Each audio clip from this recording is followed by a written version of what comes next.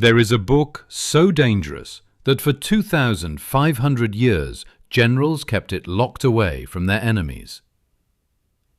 Sun Tzu wrote it in 500 BC. It's been used to win wars on every continent, and it was hidden so jealously that when a French Jesuit priest brought a copy to Europe in 1772, military commanders across the continent said it was the most valuable manuscript they had ever read.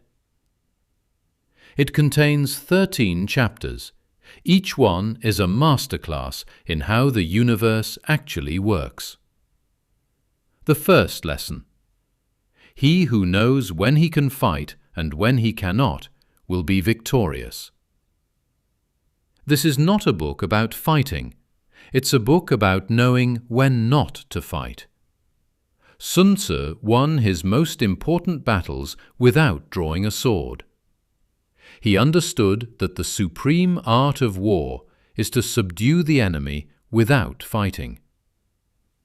Most people spend their lives fighting the wrong battles, against people who don't matter, in arguments that lead nowhere, on problems that aren't their real problems.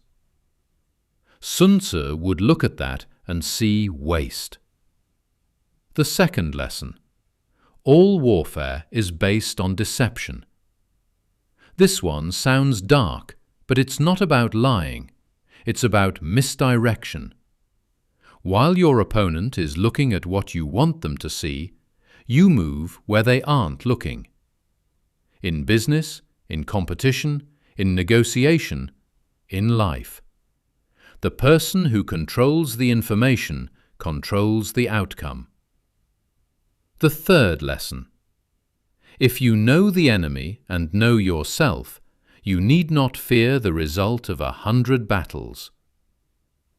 Sun Tzu spent enormous effort studying his opponents, not to hate them, to understand them, to predict them, to move before they moved. And he spent equal effort understanding himself, his own weaknesses, his own blind spots, his own fears. This is why most people lose. They know neither. They react to what's in front of them without understanding themselves or the system they're operating in.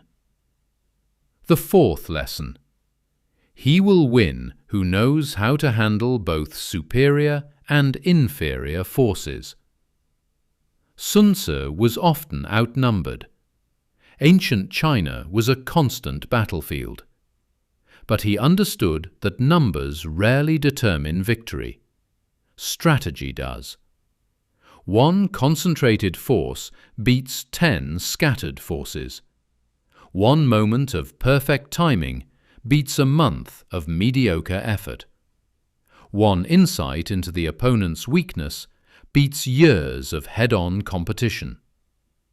The fifth lesson: the opportunity of defeating the enemy is provided by the enemy himself. Wait. Watch. Don't force. Every opponent makes mistakes. Every system has gaps. The master isn't the one who creates force from nothing. It's the one who sees the gap opening before anyone else does. The sixth lesson: in the midst of chaos, there is also opportunity. This is what separates generals from soldiers. Soldiers see chaos and freeze. Generals see chaos and look for what it has created. What openings, what movement, what new possibilities.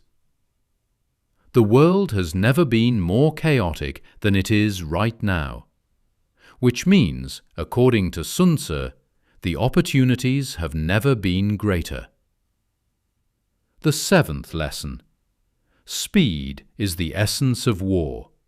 Not recklessness, not haste. Speed.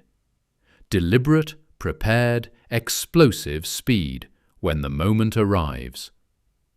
Sun Tzu spent 90% of his time preparing, so that when the moment came, The execution was instantaneous. Preparation is the secret ingredient of all great speed. The 8th lesson. A leader leads by example, not by force. The best armies in history didn't follow their generals because they had to. They followed them because they wanted to. Because the general had proven himself, had shown he understood, had taken the same risks. Leadership is not a position. It's an earned trust. The 13th lesson. The use of spies is of the utmost importance. Information wins wars, not swords, not numbers, information. Sun Tzu built networks, listened everywhere, understood that the person with the clearest picture of reality, not the biggest army, holds the ultimate advantage. 2,500 years later, every great company, military, and strategic thinker on earth is still operating on Sun Tzu's framework. Because human nature hasn't changed, and the rules of winning haven't either.